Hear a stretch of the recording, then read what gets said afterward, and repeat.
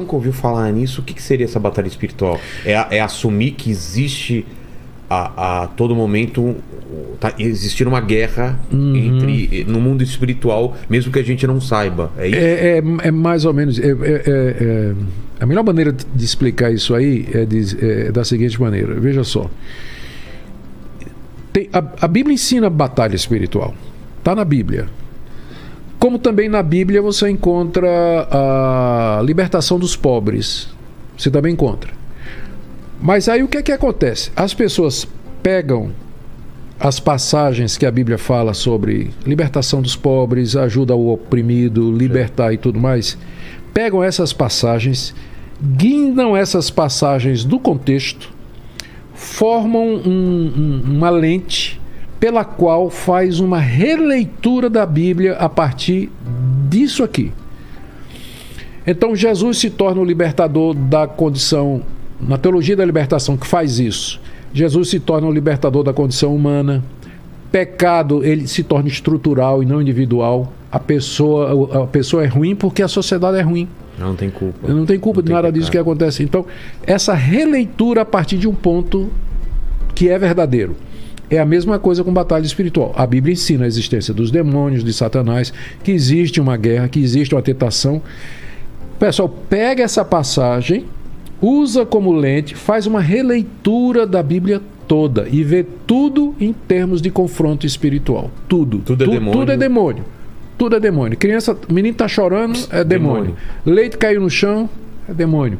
Eu perdi minha empresa e perdi meu emprego. Paquito não consegue trocar a câmera direito. Demônio. Paquito é demônio.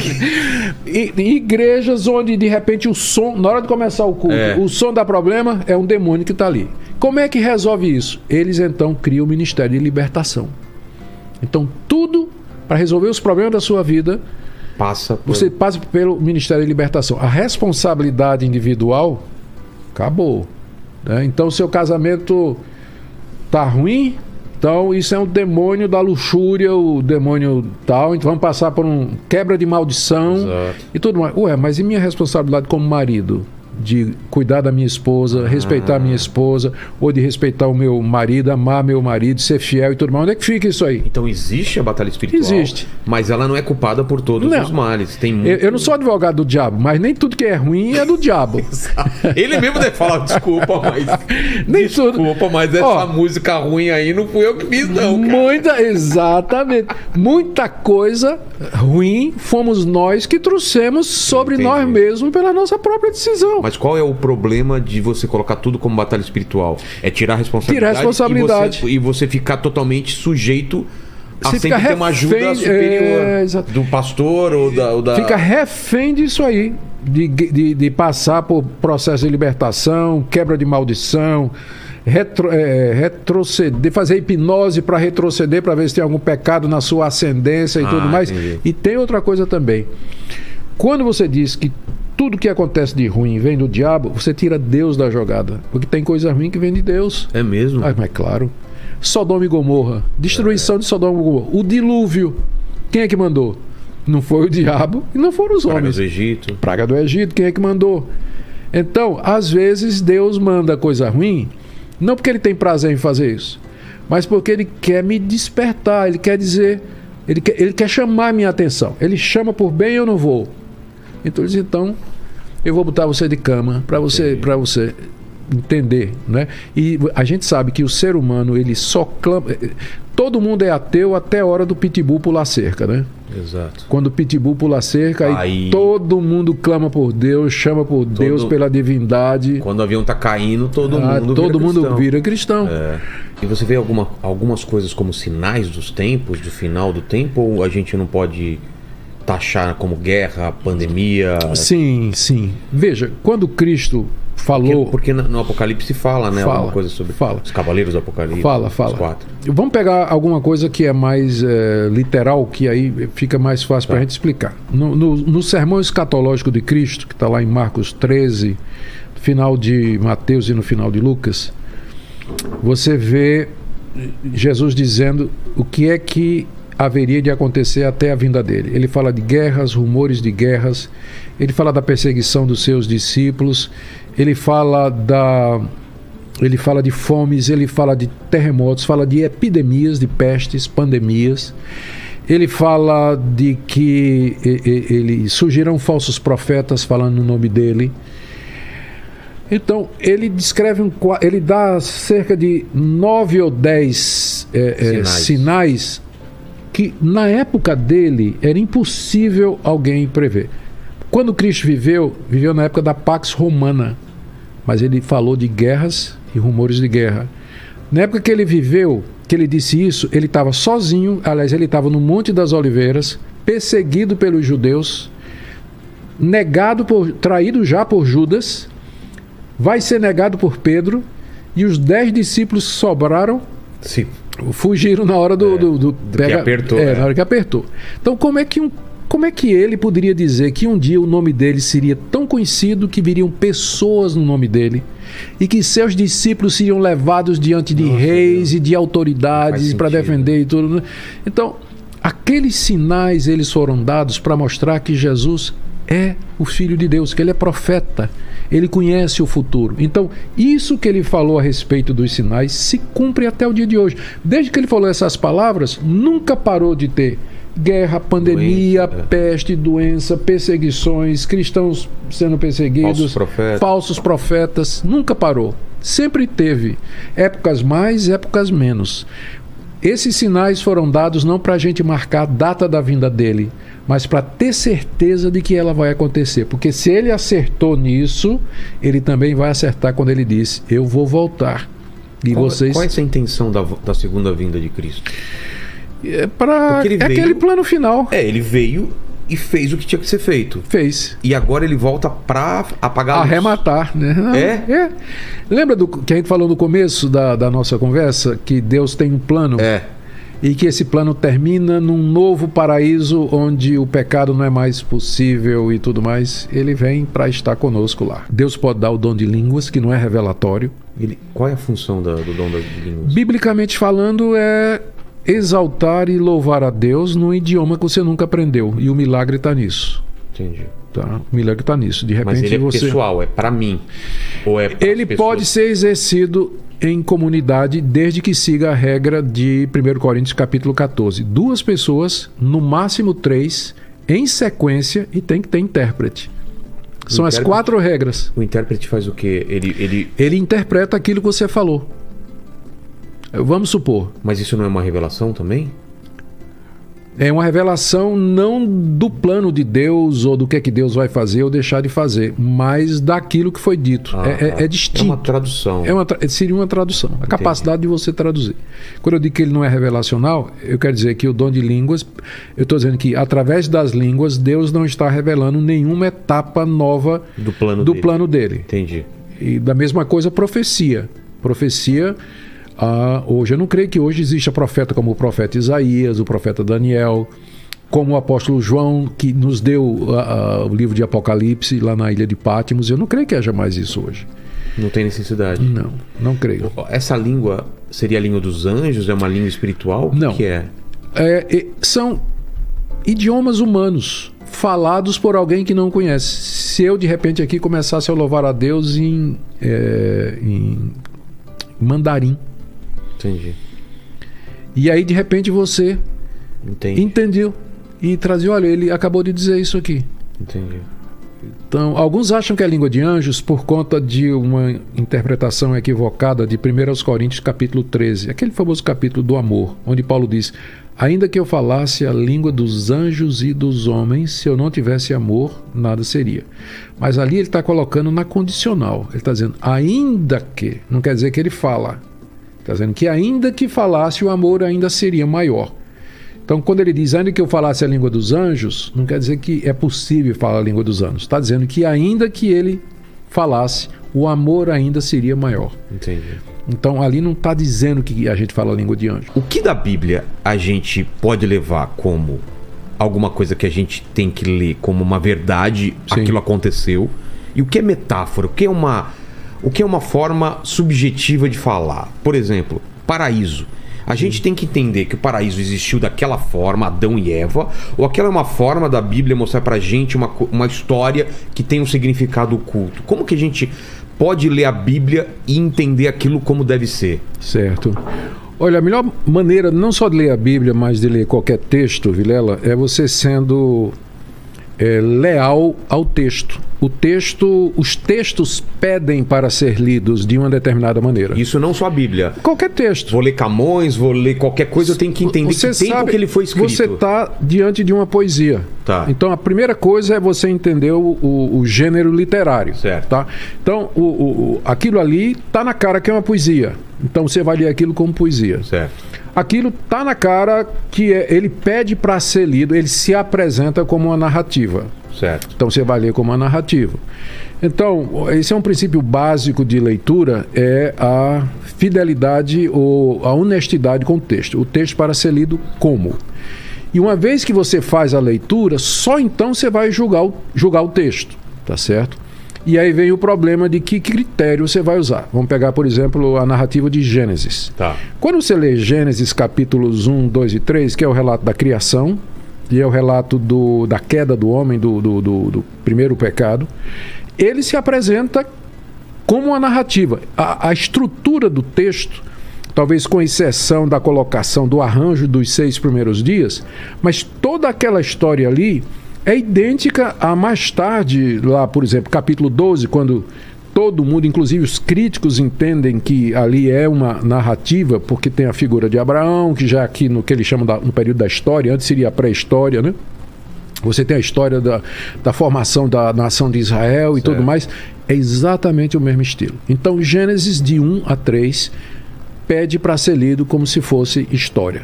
A ideia é que o leitor vai se aproximar do texto, lendo aquilo como tendo de fato acontecido. Uma vez que eu leio... Então fez-se a luz, separou a luz da escuridão e tal. Aquilo é uma narrativa. É uma narrativa. Então, uma vez que eu li a narrativa, agora eu vou julgar aquilo ali. Que critério eu vou usar? O critério que o pessoal vai usar, hoje em dia vai usar, é dizer, bom, a ciência prova que não foi assim, isso aí não é verdade, que não foi assim que o mundo aconteceu. Só que essa declaração, ela é uma declaração um pouco subjetiva. Primeiro, porque Gênesis está narrando coisas que a ciência não tem condição de averiguar. A ciência é baseada em experimentos, em fatos, hipóteses e testes, e não tem como você colocar num laboratório ou submeter às leis da verificação científica coisas que aconteceram por exemplo, Deus. A ciência não prova nem desprova. Milagres, a ciência não prova nem desprova. Está fora do alcance da ciência. Então, que critério eu vou usar para poder dizer que Gênesis de 1 a 3, aquela história que está sendo apresentada a mim, ela de fato não aconteceu? Exato. Então, o texto pede para ser crido. Então, a ciência ela pode nos ajudar a entender alguns processos. Por exemplo, a questão da macroevolução e da microevolução. É uma distinçãozinha meio boba, mas ela é muito útil. Macroevolução é a ideia de que uma espécie evoluía em outras. Isso aí é básico para a teoria darwinista. A microevolução é a adaptação de indivíduos de uma mesma espécie num determinado ambiente.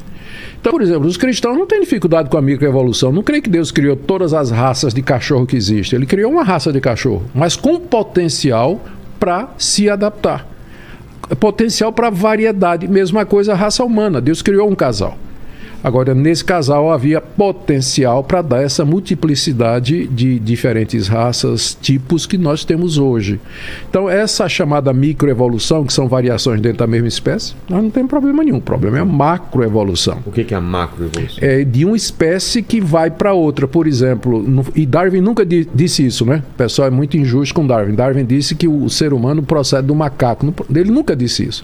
Ele disse que o ser humano e os macacos procedem de um ancestral comum. Comum, exatamente. Então, teria sido o primeiro o ancestral de todos os seres vivos, que saiu se multiplicando, se diversificando, ramificando, e aí deu as diferentes espécies que nós temos aí. Mas aí, no caso, uma espécie, ela poderia evoluir o suficiente para dar origem a outra.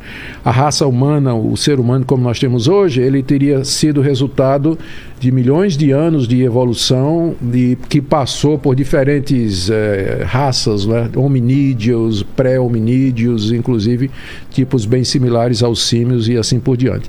Então isso aí a gente tem dificuldade com isso. Primeiro por falta de evidência, inclusive fóssil, né? Que não tem evidência para isso. Né? Enorme, né? Gigantesca. Segundo, filosófica, né? Seria difícil você comprovar isso aí filosoficamente. E terceiro, que é o nosso ponto, né? Não bate com o relato lá.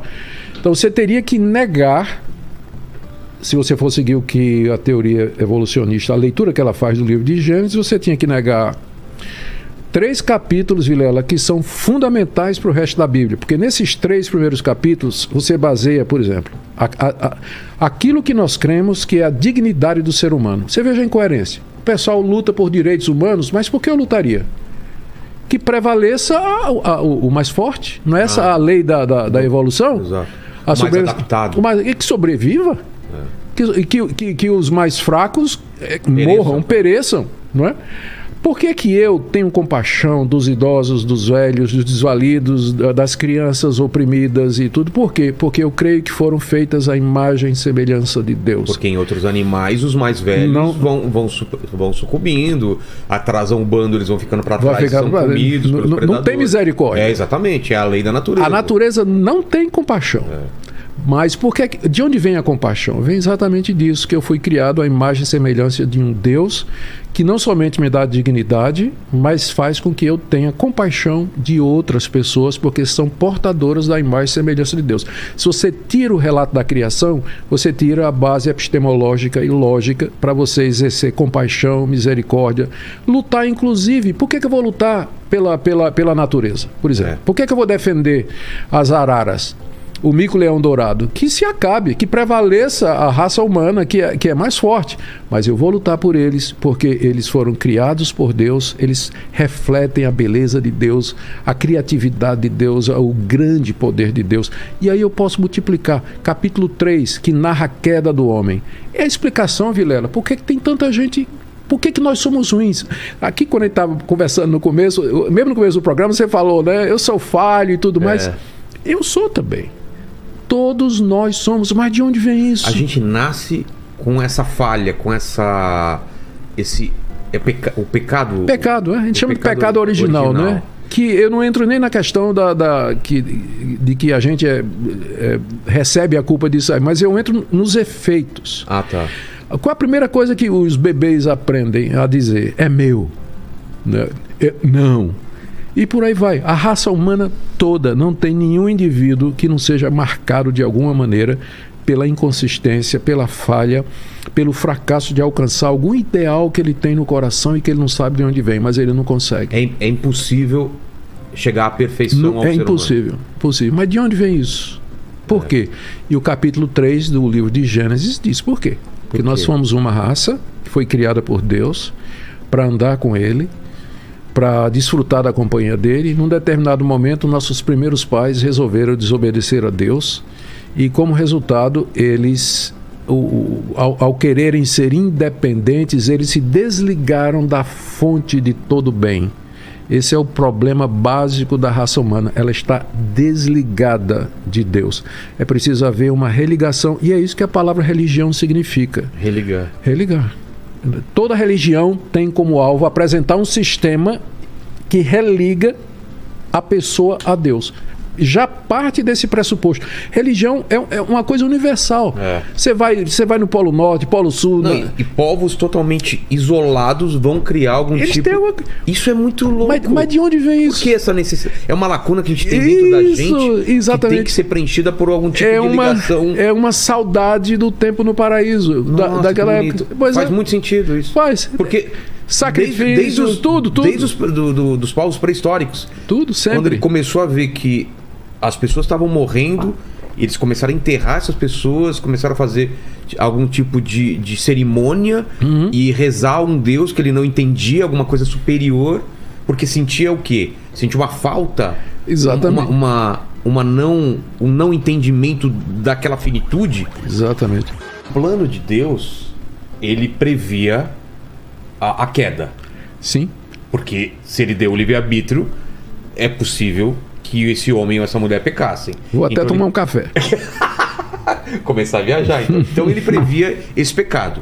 E ao mesmo tempo, ele tinha um plano que no final tudo se resolveria e a gente voltaria a esse novo Éden ou a essa ligação total. Isso. Então, seria heresia da minha parte dizer que Deus imaginou que tudo isso ia acontecer e isso faz parte da vontade dele? Sim.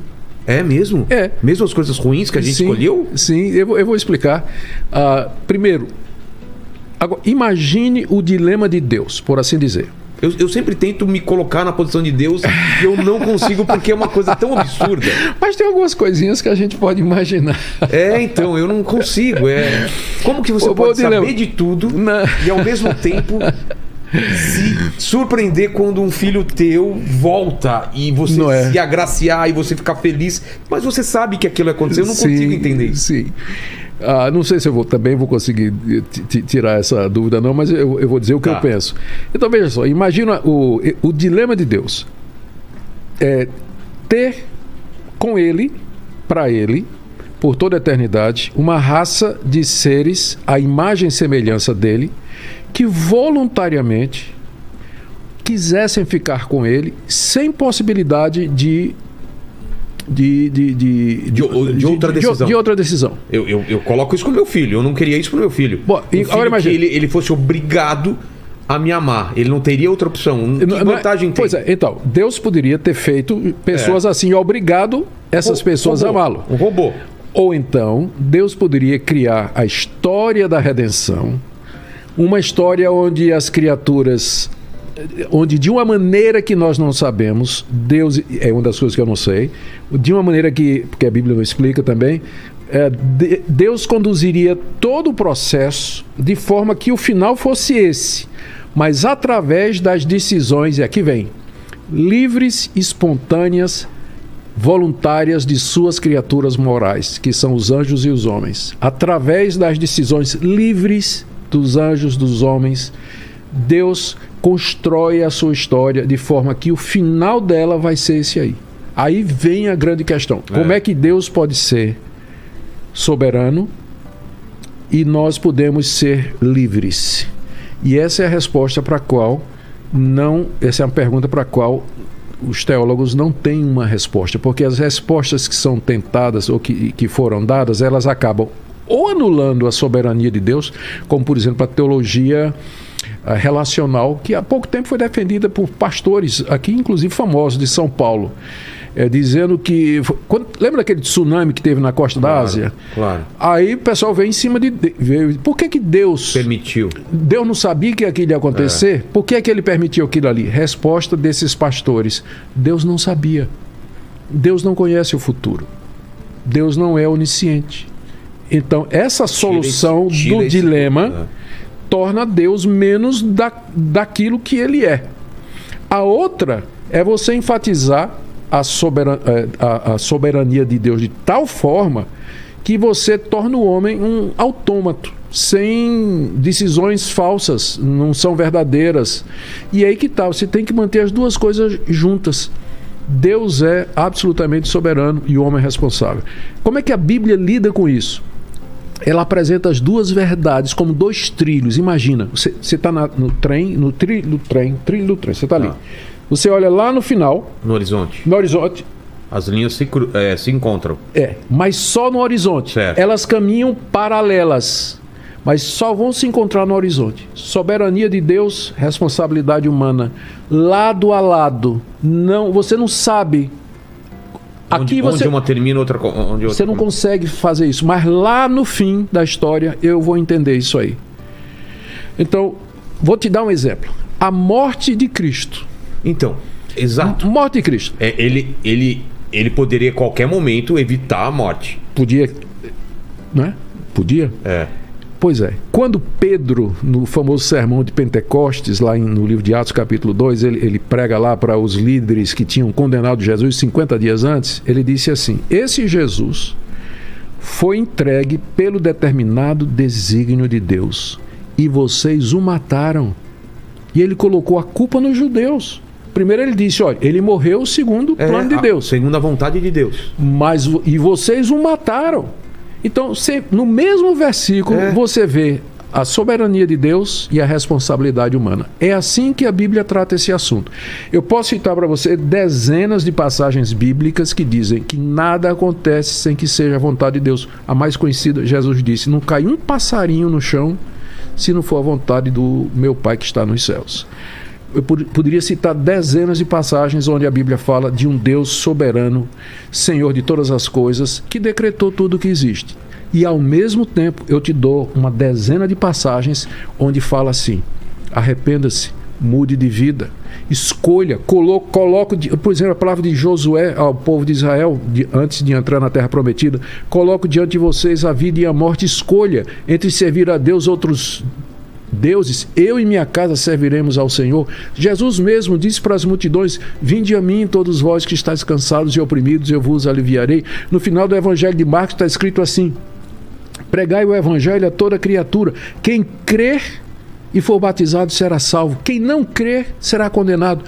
Então, essa é uma questão para a qual não existe uma resposta. Não é que isso... Além da nossa capacidade mental de entender. Não é que isso é uma contradição, mas a gente chama de um antinômio. São duas verdades para as quais não existe uma explicação lógica para nós. Não é porque elas são contraditórias, mas porque elas estão acima do que a gente pode imaginar. Porque a gente está pensando como homem. Agora, Rogério, a gente está lidando com um ser que ele é tão grande e tão mais do que nós, que ele é capaz de fazer isso. Ele é capaz de criar uma história, saber o que vai acontecer. Ele sabe porque ele criou. Não é? Criar uma história e saber o que vai acontecer, e ao mesmo tempo colocar dentro dessa história pessoas como você e eu que tomamos decisões livres. Quando você toma uma decisão, você toma livremente. Você escolhe fazer isso. A escolha de você estar aqui e de eu te convidar. Sim, é são sua. Escolhas nossas. Nossa, eu e você. Mas faz parte do plano de Deus. Não tenha dúvida. E eu já então eu não tenho livre-arbítrio. Mas é que tá, tem. Tanto é que você vai ser responsável por um dia ter convidado. Exato. Ao mesmo tempo, eu tomei essa decisão de livre e espontânea vontade. E ao mesmo tempo... ela, de uma forma que a gente não sabe, ela se encaixa dentro dos propósitos misteriosos de Deus. Entendi. De não conversar com mortos ou não... Também proíbe lá no livro de Deuteronômio, o livro do profeta Isaías, antigamente, no Antigo Testamento, a consulta aos mortos era alguma coisa vista como uma ofensa a Deus. Por que em favor dos mortos... Por que em favor dos vivos vão consultar os mortos? Por que vocês não consultam a Deus? Então, na hora que você vai consultar os mortos, é uma negação de Deus. Entendi. O que você quer saber, ou o que você vai pedir aos mortos que Deus não poderia dar? Então, não é tanta consulta aos mortos, mas o que isso representa com relação a Deus? Então, por isso que a necromancia, a consulta aos mortos, o mexer com espíritos de quem morreu e tudo, era tabu, era proibido claramente na lei de Moisés. E você não vê nada disso, essa prática no Novo Testamento. Nem por Jesus, nem pelos apóstolos, nem pelos primeiros cristãos, ao contrário. Era visto como ocultismo, né? É isso que eu ia falar. E o lance de o adivinho, tentar adivinhar o futuro. O demônio, ele tem acesso ao futuro? É que né? A gente não tem... Tem situações em que os espíritos parecem... Quando eu falo espírito, eu falo anjos caídos, né? Demônios. Os demônios. Vamos usar esse termo para evitar ambiguidade. Tem situações em que os demônios parecem ter um conhecimento privilegiado do futuro. Há um caso lá em Atos capítulo 16, do apóstolo Paulo na cidade de Filipos. Ele estava indo... Todo dia ele saía para pregar o evangelho e vinha uma adivinha, uma moça que tinha um espírito de adivinhação. O nome espírito de adivinhação é um nome grego, Piton, que é o mesmo Tudo nome da cobra. Piton. Exatamente, que é o mesmo nome dado à pitonisa de Endor, que era o oráculo na cidade de Delfos, que ela era a intérprete do deus Apolo, que era o deus mensageiro. Então todo mundo, eu tive lá visitando o lugar, todo mundo, inclusive no alto da montanha, você tem que subir um lugar alto para poder, em Delfos, lá na Grécia. Tinha o templo do deus Apolo, e a pitonisa, ela fazia essa ligação entre esse ela mundo. Entrava em transe, exatamente, fazia ligação. Falaram e que lá trazia tinha algumas coisas, que saíam da Terra, que deixavam ela. A ideia é exatamente essa, né? Que ela entrava em transe por conta desses gases que brotavam e tudo mais. Mas de qualquer forma, o nome dela era Pitonisa, e é o mesmo nome que aparece lá em Atos 16 para descrever a moça que era possuída de um espírito de Piton. De adivinhação. Adivinhação. E ela estava dizendo todo dia, esses homens, estava falando de Paulo e Silas, eles são servos do Deus Altíssimo, e eles estão anunciando o caminho da salvação. Então ela sabia. Fez isso vários dias, até que Paulo perdeu a paciência, se virou e expeliu o demônio, que custou a ele um processo, foi preso. E aí ela parou de adivinhar. Parou, não tinha mais condição de adivinhar.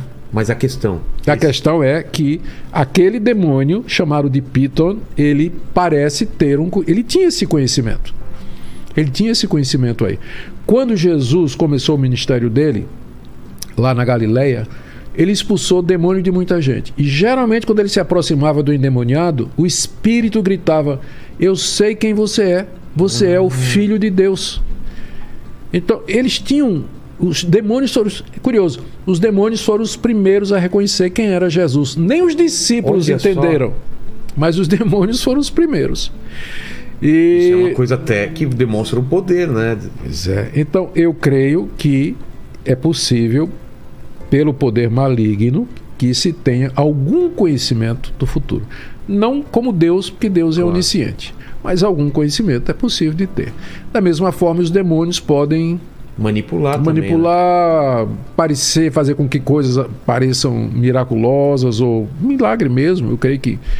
Porque são anjos, né? São seres que têm poderes, caídos, mas são anjos, né? E eles podem se movimentar de uma forma que a gente não entende. Não entende, tá, né? Tá vendo alguma coisa aqui e vendo alguma coisa na Europa ao mesmo tempo. Não dá para saber como eles... Por isso que a Bíblia, ela não dá muita informação a respeito dos anjos e adverte para que a gente não procure contato, né? Experiência com batalha espiritual. O que você já viu e o que é real? Eu sei que muita coisa a gente vê na televisão de não vou sair e tal, aquilo é teatro. Mas existe realmente possessão. Existe. E por que acontece a possessão? Como que entra? Não sei. Sabe por quê? A Bíblia não fala. Não fala? Não. A Bíblia apresenta pessoas possessas sendo libertas. Como aquela passagem dos porcos. Que dos porcos, perfeitamente. Mas não diz por que aquela legião entrou naquele homem em particular. Não tem nada. Tem também o caso de uma criança possuída. O pai até diz, não é que devia ser um adolescente, porque o pai diz, desde criança que o demônio entra, joga na água, joga no fogo. Mas por que aquela criança? Não se sabe. Não se sabe. O fato é que existe. Na minha vida, eu já encontrei de todo tipo. Na minha vida de pastor, eu encontrei de todo tipo. Me lembro de uma vez, eu era pastor novo, começando, na cidade de Olinda, estava plantando uma igreja entre jovens viciados. E me lembro que acordei de madrugada com 2 jovens da minha igreja batendo na porta da minha casa, trazendo uma menina magra. Ela, depois eu soube, né? O apelido dela era Muriçoca, né? Muriçoca é o nome que diz para pernilongo, né? E tão magra. E tinha uns 16 anos de idade. Os meninos mal conseguiam segurar a moça, Vilela. De tanta força? De tanta força, mal conseguiam segurar. Pastor, a gente estava aqui com os amigos e tudo, e de repente ela caiu no chão, ela começou a bater em gente, tudo, a gente conseguiu trouxe para o senhor resolver. Nossa. Eu, um pastor presbiteriano, começando, não é? Se fosse pelo menos da Assembleia de Deus, né? Que estão mais acostumados. Mas aí eu pedi para eles trazerem para o meu escritório, trouxeram e eu me tranquei lá com ela. E aí eu olhei e perguntei, E aí eu mandei, não quis conversa, porque não tem conversa na Bíblia com isso, né? Você viu o pessoal entrevistando o demônio, né? Não tem conversa. Quem é você? O que você está fazendo aqui? Mandei sair em nome de Jesus. Na hora que eu falei, saia em nome de Jesus, a moça caiu no chão. Assim, parecia um trapo, mole. Aí abri os olhos e... Onde é que eu tô? O que é que tá acontecendo aqui e tudo mais? Aí contamos a história para ela e tudo mais, e enfim. Esse foi um caso que eu acho que era um caso verdadeiro de possessão. Outra vez, eu fui chamado para ir na casa de uma família onde o rapaz estava quebrando tudo. Quebrando tudo. O quarto, tudo. Os móveis, janela. E os pais sabiam que eu era pastor, moravam próximo. E pediram para eu ir lá. E disseram, olha, pastor, a gente já foi no nosso pastor, já foi no... Eles eram evangélicos, Sei. né? E tá essa Nada situação. resolvido. Nada resolvido. Queriam ver se eu podia fazer alguma coisa. Aí eu entrei lá no quarto com um membro da igreja lá para me ajudar. E realmente, né, o carro tava tudo quebrado, né? E o cara tava lá agressivo, e eu cheguei para ele, mandei sair em nome de Jesus, não aconteceu absolutamente nada. Ah, é? Nada. Sai em nome de Jesus, nada. Aí eu disse, ou eu não tenho fé, ou não é possessão. Aí eu chamei a família e disse, eu posso aconselhar esse rapaz, entrevistar esse rapaz durante a semana, durante algumas semanas? Pode. Aí levaram o rapaz lá para a igreja para eu conversar com ele. E quando ele estava bom, né? Sim. Quando passou a crise. Aí fui conversando.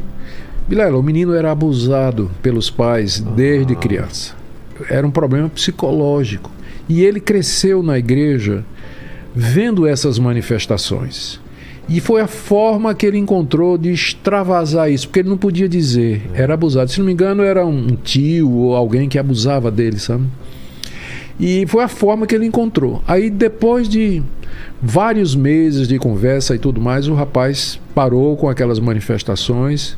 E a última vez que eu tive contato com ele, foi quando eu me mudei de lá da cidade, ele tinha, graças a Deus, conseguido um emprego e a coisa tinha ido bem. Então é preciso muito cuidado para você discernir o que é realmente um caso espiritual ou é uma coisa psicológica, porque são muito parecidos os sintomas, são muito parecidos e precisa de discernimento para isso. Nem sempre isso. E já encontrei fake também na hora. Já encontrei muito fake. É o que você falou, né? A mente às vezes é uma forma de uma descarga. Teve um trauma e a mente ela joga para outra coisa, né? Mas tem o real. Existe o real. Tem. Acontece essa reforma, né? Essa quebra, porque a igreja ela estava se desvirtuando muito, de repente as pessoas começam a ler a Bíblia, algumas pessoas têm acesso, ou foi uma coisa de uma pessoa, ou é uma coisa que um movimento que estava crescendo, assim? Durante a Idade Média, a igreja desenvolveu a igreja cristã da época, que é a Igreja Católica Apostólica Romana, ela desenvolveu 2 conceitos que são a base de tudo mais. Primeiro, esse que eu já falei, que é a interdependência entre Cristo e a igreja. Tá. A igreja passou a se ver como sendo a continuação da encarnação de Cristo. Por isso ela pode conceder perdão, por isso o Papa é infalível, por isso a missa, ela não é a repetição da morte de Cristo, como às vezes alguns protestantes pensam, mas é a mesma morte de Cristo, é uma extensão da morte de Cristo. O sacerdote ali, ao falar aquelas palavras tradicionais, a hóstia se transforma no corpo. A jujuba é boa, viu? A hóstia se transforma no corpo de Cristo e o cálice no sangue. E Cristo ali, aquilo é visto como sendo uma continuação da morte dele na cruz. Ou da Santa Ceia? Ou... Isso, lá na Eucaristia. Tá? Então, já falei, perdão de pecados, tudo bem. Isso por conta desse primeiro eixo. O segundo ponto é a relação entre natureza e graça. A graça de Deus é o favor de Deus para com os homens. De que maneira ele transmite isso? No pensamento católico, especialmente muito ajudado por Tomás de Aquino, a graça de Deus é transmitida através da natureza. Enquanto que muito tempo depois, os protestantes fizeram a diferença entre graça comum e graça especial, mas na Idade Média entendia-se que a graça de Deus se transmite através da natureza, ou seja, coisas podem transmitir a graça de Deus. Então, uma vez que se entendeu assim, a água do batismo, ela salva. Água benta. Água benta. Por que ela é mágica? Sim, porque a graça de Deus é transmitida através de coisas. A natureza, graça e natureza estão unidas.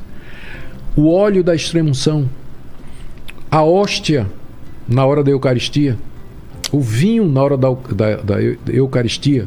Então, as imagens. Então, a igreja, ela, por conta dessa visão, ela se encheu de objetos, de coisas supostamente, as relíquias, a veneração das relíquias, as peregrinações a lugares santos. Tudo isso que está por detrás a busca do grau. Tudo isso que está por detrás é a ideia de que a graça de Deus, o perdão, a misericórdia de Deus se transmite através de coisas da natureza. Então, por isso entrou todo esse tipo de coisa na igreja durante a Idade Média. A princípio, houve muita gente que queria reformar a igreja antes de Martinho Lutero. Teve John Hus, teve rapaz, o cara da Itália agora, famoso, agora me foge o nome dele, que morreu inclusive por conta disso, John Wycliffe, antes dos reformadores, eles queriam não concordavam e queriam reformar a igreja. Houve concílios da própria Igreja Católica que se reuniram para analisar o estado de coisas, porque eles perceberam que o clero era ignorante, a missa era em latim, o povo não entendia. Meu pai viveu essa época. Ninguém tinha acesso à Bíblia.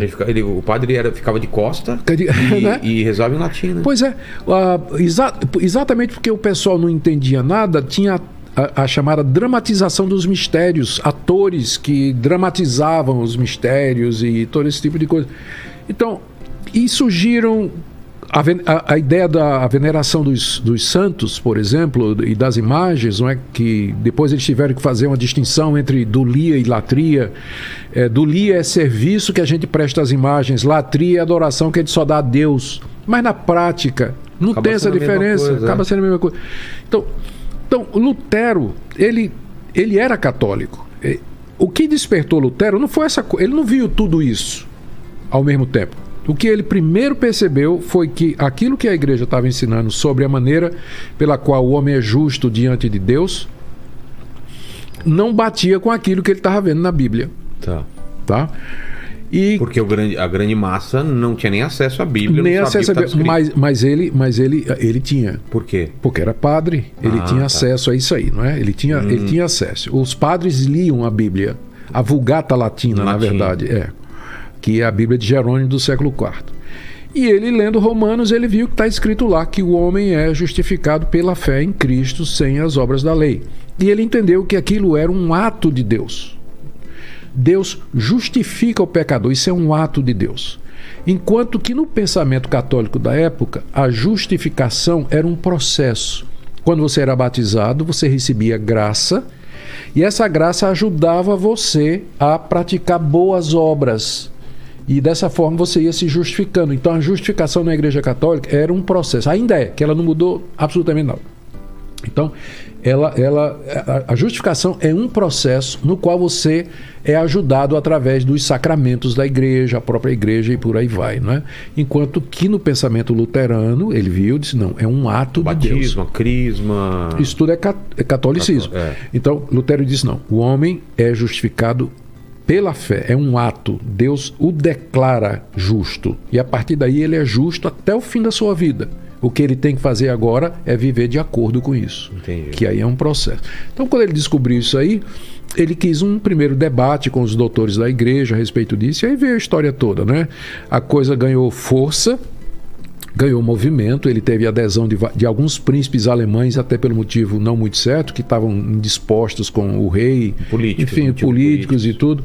Mas o fim é que o movimento começou a ganhar força e foi se espalhando por outros países da Europa. Em linhas básicas, o que os reformadores queriam era um retorno. Eles diziam, nós não estamos ensinando nada novo, porque essa era a acusação. que eles estavam trazendo uma doutrina nova. Isso não é nada novo.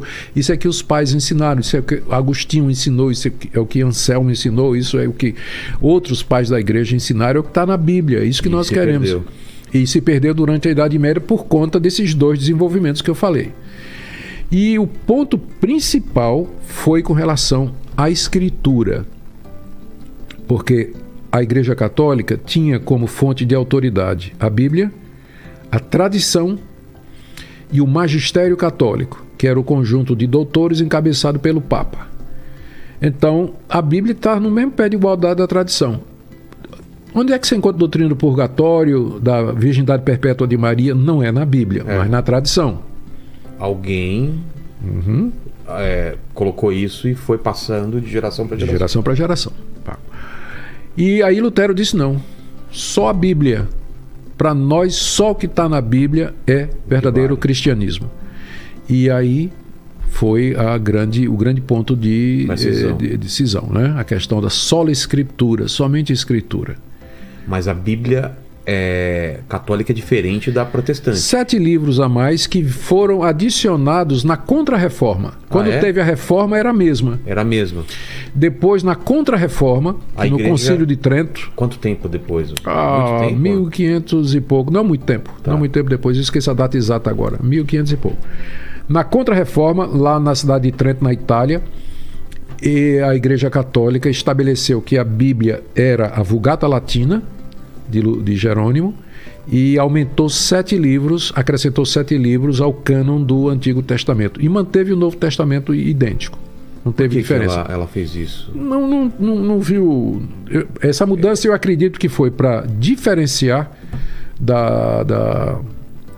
dos protestantes, para mostrar que eram movimentos distintos agora, e porque alguns dos apócrifos dariam base para algumas dessas doutrinas, como doutrina do purgatório, obras e coisas dessa natureza. Alguns desses apócrifos fortalecem isso aí.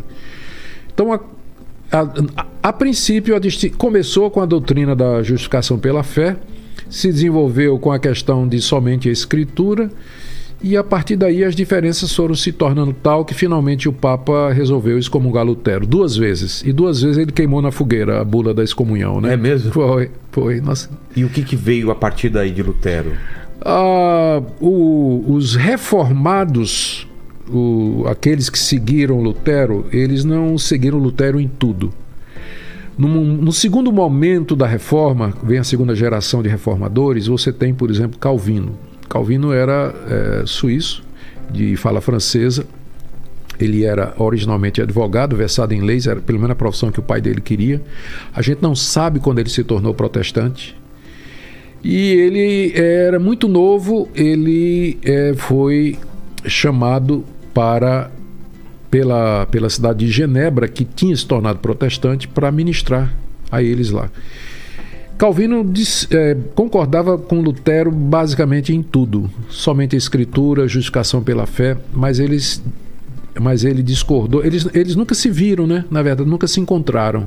Calvino é um período depois. Viveram mais ou menos, teve um lap entre os dois, mas nunca se encontraram. Mas eles discordaram nessa questão da ceia, né? da Eucaristia. Lutero ficou com uma posição parecida com a Igreja Católica, que ficou chamada de consubstanciação. Cristo não estava... os elementos da ceia não viravam o corpo de Cristo, mas Cristo estava presente realmente ali. Calvino optava por uma posição em que Cristo estava presente espiritualmente. Né? E se você celebra com fé, você se alimenta espiritualmente de Cristo, mas em nenhum sentido Cristo está fisicamente presente ali, como Lutero e o catolicismo em graus diferentes afirmavam. Aquele momento ali que ele estava levando sobre si os nossos pecados, a dor era tão grande, né, que a sua humanidade clamou por uma resposta. Você acredita que naquele momento ele pôs em dúvida a vontade de Deus, ou foi simplesmente um espasmo, uma coisa de dor e de sofrimento tão grande que... Isso. Creio que foi isso aí, misturado com o fato de que os judeus, ele era um judeu versado na escritura, né? os judeus usavam sempre a linguagem dos salmos para expressar os seus sentimentos. Então, 150 salmos, cada salmo diferente do outro. Tem salmo de alegria, de dor, desespero, dúvida. A palavra salmo quer dizer o quê?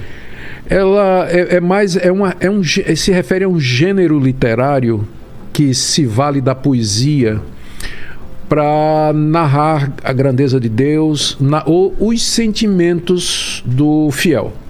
Então, é um tipo específico de gênero literário, né? Que ele é próprio da linguagem bíblica, mas não é impossível alguém fazer hoje, né? A gente poderia propriamente chamar de salmos alguma construção poética que alguém fizesse, que tem como objetivo falar da grandeza de Deus e tudo mais, né? E Jesus, nessa hora, ele usa... O Salmo 22 é um salmo que começa exatamente o rei Davi dizendo isso.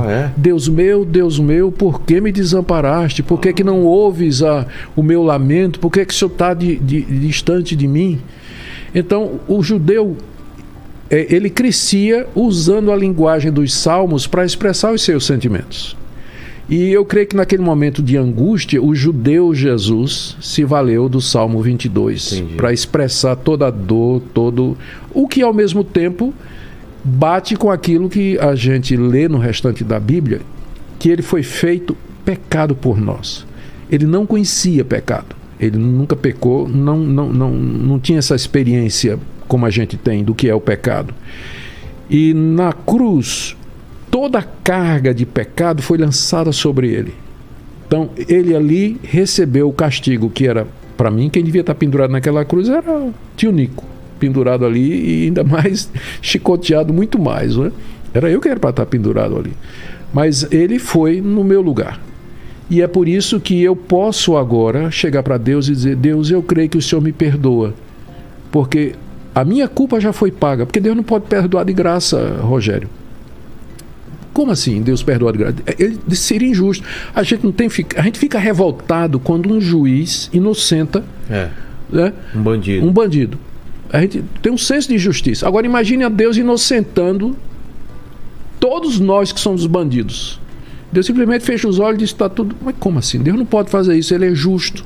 Então, pecado tem que ser pago. Alguém tem que pagar o pecado. É isso que Cristo fez. Por isso que ele gritou, porque ele sentiu aquele peso do pecado sobre si naquele momento. Esse ponto é central para o cristianismo histórico e bíblico. É aquele momento em que Cristo leva sobre nós os nossos pecados. Eu diria para você que é isso que faz o cristianismo distinto de todas as demais religiões. É esse momento aí. Os fundadores de outras religiões, eles não morreram no lugar dos seus seguidores. Eles deram ensinos, alguns preciosos, muito preciosos, aliás, para os seus seguidores. Muita coisa nessas religiões e no cristianismo também é bom senso. É simplesmente bom senso. Mas a diferença principal é que, se você fizer um apanhado nisso da religação que eu falei com você, você vai ver que, na verdade, mesmo tendo centenas e centenas de religiões no mundo, só existem duas categorias. Uma categoria, aquelas religiões em que o ser humano faz alguma coisa para se religar com Deus. Para se religar com Deus. Isso aqui é quase um remédio que contou para as perna inquieta. Meu pai tem isso também. Nossa, cara. Toma, chama perna inquieta mesmo, né? É perna inquieta. Não deixa você dormir, viu? Eu sei, meu pai fica chacoalhando. Mas com remedinho daqui a pouco eu vou tomar. Vai ficar legal. Mas eu voltando. Só tem duas categorias de religião. Uma em que o ser humano ele tenta a religação com a divindade pelo seu próprio mérito e esforço. Eu faço, eu mereço, eu ofereço. Boas ações. Tudo, isso aí. A outra categoria é o contrário, é de cima para baixo. Deus vem ao encontro do homem, do ser humano, para se reconciliar com ele. E só tem uma religião em todo o mundo que ensina isso, que é o cristianismo histórico. Um Deus que veio e que se deu pelos seus, levando a culpa deles, de forma que eles agora podem ser livremente perdoados e ser religados a esse Deus aqui e no escatom, no futuro período, que nós já falamos aqui, descrevemos como um novo paraíso. Né? Por que dentro do plano de Deus foi necessário enviar ele mesmo, né, o filho dele, ele virar carne, para ele ter esse trabalho de levar nossos pecados? Isso foi uma coisa diante de tanta coisa que aconteceu? Esse foi o único caminho? Qual foi a ideia? A lógica por detrás... Porque foi previsto, foi avisado, veio do Cordeiro, ele vai vir e tal. Era uma coisa esperada. Era. A lógica por detrás disso aí era que não se podia, em todas as religiões, você não pode se aproximar da divindade sem sangue, sem sacrifício. A não ser algumas religiões orientais mais recentes, que a gente chama... agora me foge o nome, daqui a pouco ele aparece. Em que elas são basicamente uma filosofia. Entendi. Tá certo? Como o hinduísmo, por exemplo, ou o próprio budismo, que seria o melhor exemplo, né? Que é mais uma filosofia. Mas nas religiões antigas da Mesopotâmia, do Egito, as religiões que vinham da Frísia, as religiões gregas que tinham altares para você oferecer sacrifícios, a própria religião romana que adorava o imperador, todas elas exigiam sacrifícios. Mesoamericanas. Tudo. Se for nos índios, você tem sempre que ter sangue. A ideia é... Onde veio isso aí? A ideia é que que a divindade requer o pagamento pela culpa. Então, no caso de todas as religiões, você oferece o pagamento pela culpa. Você traz o seu melhor animal, você traz tal,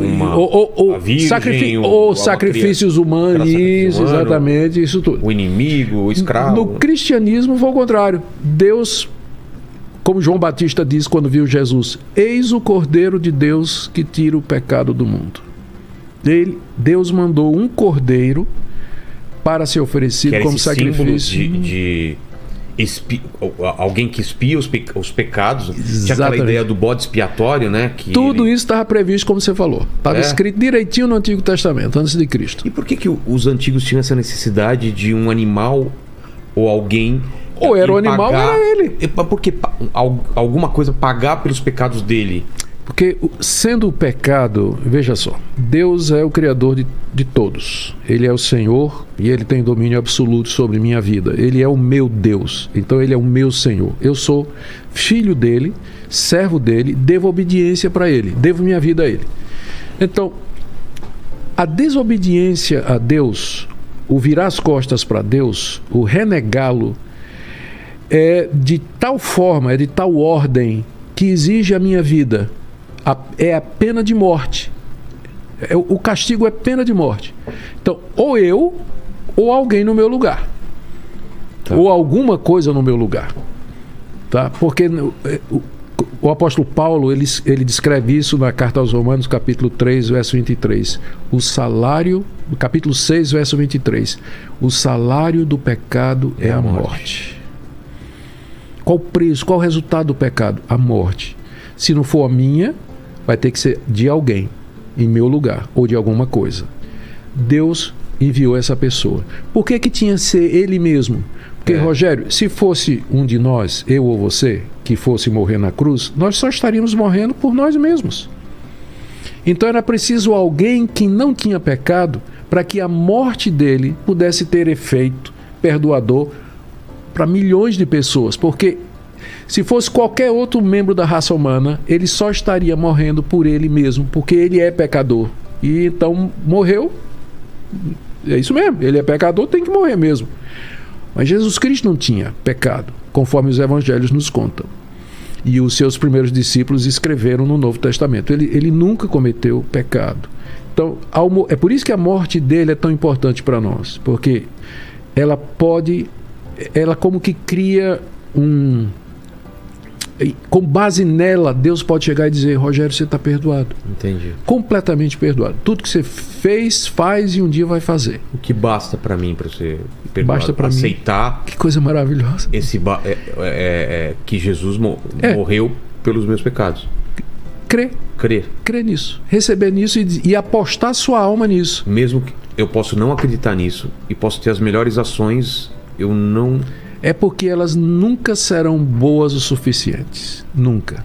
Por mais reto, honesto, sincero, verdadeiro que você seja, e eu creio que você é, mas você e eu, nós nunca conseguiremos fazer coisas boas em número suficiente e em qualidade suficiente que possa, em inglês diz, meet the standards, alcançar o padrão que Deus requer de nós.